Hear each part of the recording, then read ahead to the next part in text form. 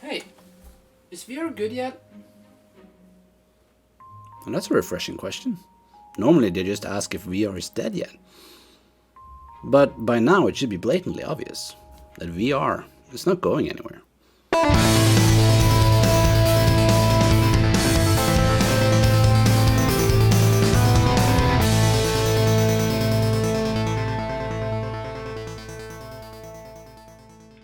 It seems like some tech journalists have just made it their life mission to convince the general audience that VR is failing, or in some cases already dead. Their argument is that it's too expensive, it's too hard to set up, the quality is too low, VR development in general is not financially viable, and of course their favorite, anyone playing VR for a longer period of time will get seriously sick and unwell.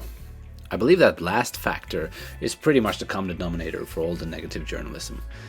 And the rest based their criticism mostly on simple 360-degree devices like Google Cardboard, Samsung Gear, and the Oculus Go.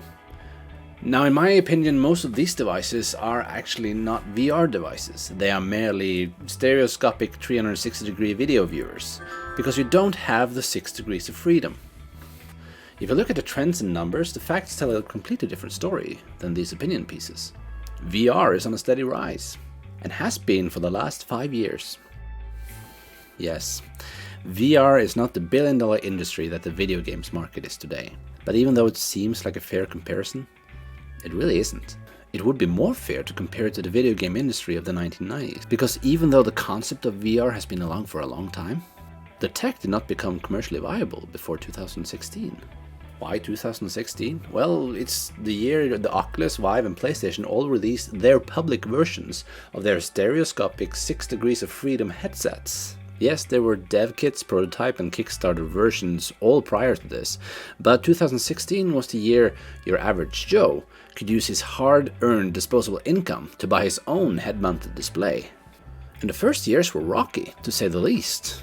The headsets were very expensive, there were not many impressive apps or software, and the ones that did exist needed a really high-end PC to even run them. It was a tool for the professional industry and an expensive hobby for the tech enthusiast. But the ones who got to try out the headset, who did not suffer from motion sickness, were completely blown away by the experiences and potential. Years before, developers had realized that there was something special there, and they got inspired to try and figure out how to take advantage of this new medium, including the heads of PlayStation, who hired engineers to create the head-mounted display with the Matrix-inspired codename Project Morpheus. That, of course, was the PlayStation VR, and it was a game changer. PlayStation had managed to create a device which was affordable and compatible with the PlayStation 4. A machine that had already sold over 50 million copies in 2016. They also got to reuse their failed attempt at the motion controller, saving millions on development and production costs.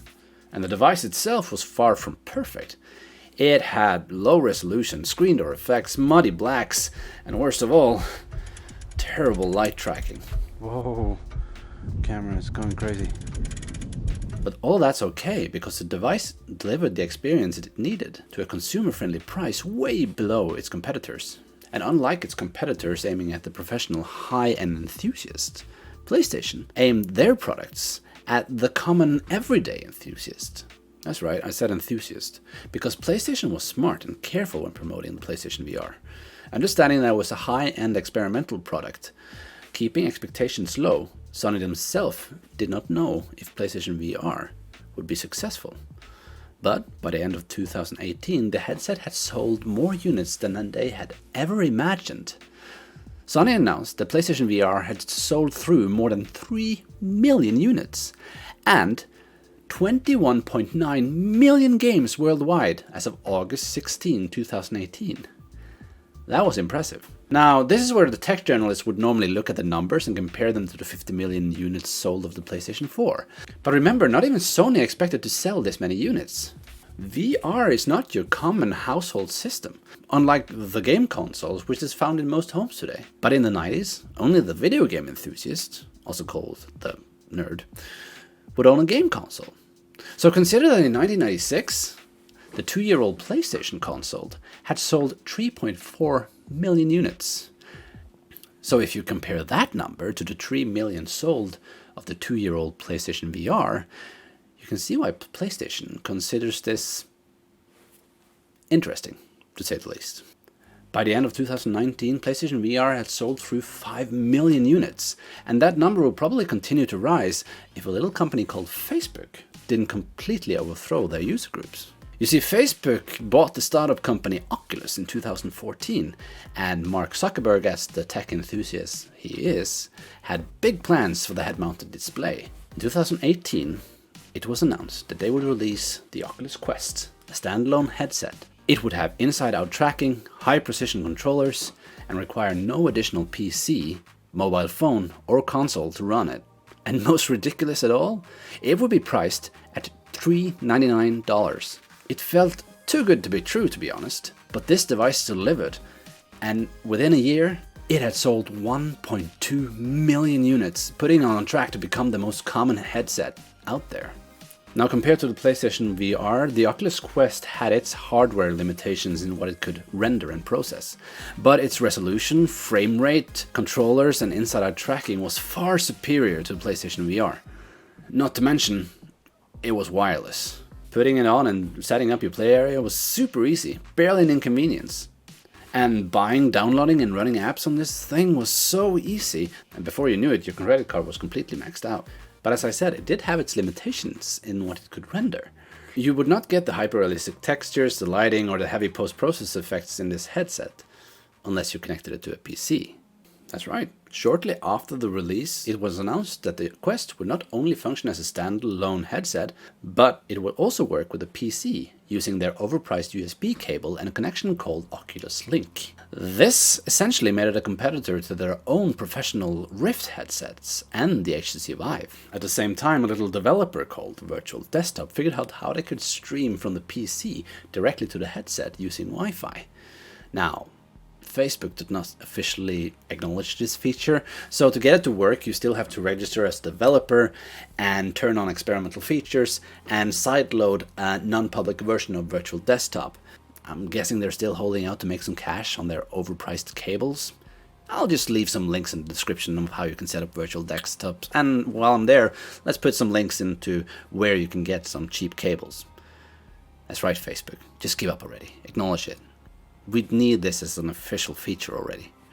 Anyway, with this, suddenly, there was a much larger install base for PC VR.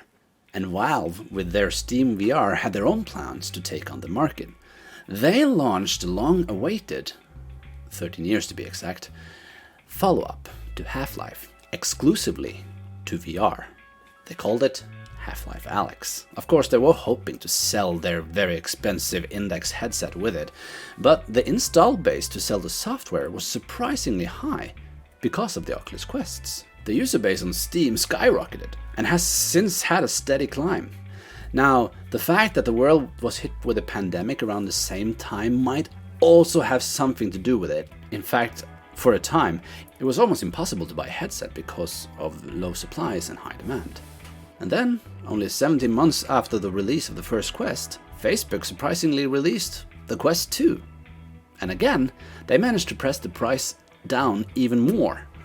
This time starting at the mind-blowing $299. It also had a resolution and frame rate far superior to their flagship Rift S. So they simply discontinued that model, putting all their focus on the Quest line. And rumors are already circulating about the next Quest, the Quest 3, coming in 2022. In other words, Facebook are moving full steam ahead on the XR industry, moving way in front of all of their competitors. And I'm just sitting over here thinking, Sony, what the hell are you waiting for? Now, I love the PlayStation VR, you can see that in my first review of it, but it's really not aging well. And the absolute worst parts are the controllers and the light tracking. And playing on the Quest for a long time and going back to PlayStation VR is really hard. I still haven't played many of the new exclusive titles like Iron Man because I'm desperately waiting for the PlayStation VR 2. But where is it? Sony released their new PS5 console amidst the pandemic, and between production limitations and scalpers, only a handful of consumers willing to buy it actually got their hands on it. So you might think that they want the install base to be good and established before announcing a $300, $400 peripheral. But what if I told you Sony might not look at the next headset as a peripheral at all? Rumors suggest that the next Sony headset will be standalone, like the Quest. And if that's the case, it would probably be compatible with the PlayStation VR library. And with that same rumor, it is also said to be able to connect wirelessly to a PC or a PlayStation 5. If this is true, Oculus will have a huge competitor on their hands, which is actually really good for us as consumers and for the developers, because then they have more platforms. And apparently, Sony isn't the only one working on similar platforms. Okay, so hardware, it's en route. It's coming no matter what. So what about software? Well, there is a huge library of good high production VR experiences like Half-Life Alyx. But unfortunately, the app stores are also riddled with terrible, not well made software. And since they are cheap, and in some cases free, these are the type of experiences new users sometimes gravitate to, giving them a terrible first impression. The storefronts are trying to get better at shoveling the cheap and terrible to the side in favor of the good ones, but you just can't get away from consumers not wanting to spend $40 to $60 on an experience just after spending $300 on a headset. But you guys, don't do this. Use the rating systems or YouTube for that matter to get recommendations instead. Now I'm going to make a list of cheap, good experiences for Quest and PlayStation VR, but I do recommend that you at least put some investment into one good AAA experience. And while we're on the subject of investments, what about investments and developments? Is it viable?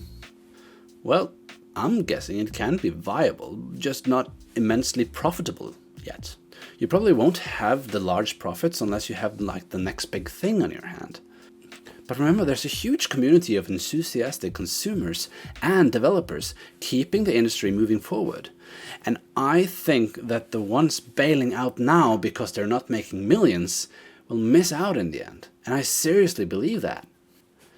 There are so many new and interesting VR experiences, not only games, but also story apps, documentary apps, social apps, fitness apps, health apps, and, well, alternative entertainment apps. And in the professional field, the XR tech is being utilized across the board from design, health, engineering, film production, and a lot more that I'm not even aware of. And at the rate this is going, there is absolutely nothing to suggest that VR, MR, AR, or XR in general is going away anytime soon. Right now the industry is like a child, constantly evolving, learning new things, and before you know it, it will be grown up, and it will no longer be a niche tech but an integral part of many industries. So back to my original question, is VR good yet? I'm thinking it's been good for a while, but it's going to get amazing. Thank you guys so much for watching. Remember to like this video if you liked it, subscribe if you want to, and I guess we'll talk to you next time.